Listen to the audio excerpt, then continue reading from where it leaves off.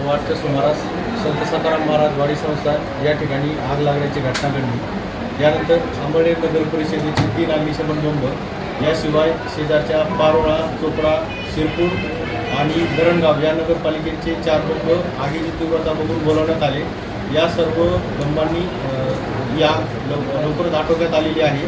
आग पूर्णपणे विझलेली आहे आणि यानंतरही पूर्ण लाकड असल्यामुळे त्यावरती कुलिंग करण्याचं काम सुरू आहे आणि रात्रभर या ठिकाणी नगर परिषदेचे 2 अग्निशमन बंब सुरक्षिततेचा उपाय म्हणून या ठिकाणी बंब आणि कर्मचारी या ठिकाणी उपस्थित राहणार आहेत। सर्व नागरिकांना विनंती करण्यात येत आहे की ज्या ठिकाणी आग लागलेली आहे त्या ठिकाणी लाकडाचं काम असल्यामुळे ते लाकूड आगीमुळे कुचके झाल्याची किंवा धोकेदायक झाल्याची शक्यता आहे।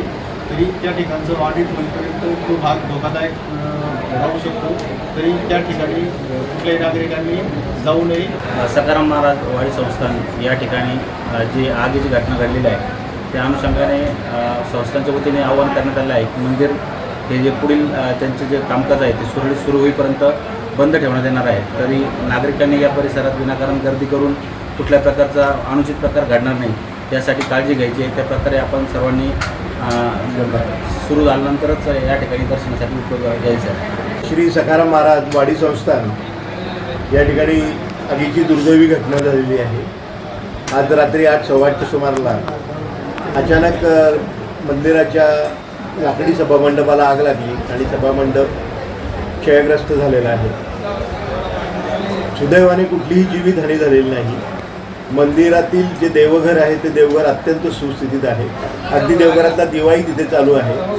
बाकी काही हानी झालेली नाही, परंतु लाकडी सभामंडपाची हानी झाल्याने सुरक्षिततेसाठी व पुढची व्यवस्था करण्यासाठी मंदिर साधारणतः अलीकडे तरी 2 दिवस दर्शनासाठी बंद राहील। तरी नागरिकांनी सहकार्य करावं आणि मंदिर बंद असल्याबाबत कुठल्याही अफवा पसरवू नये।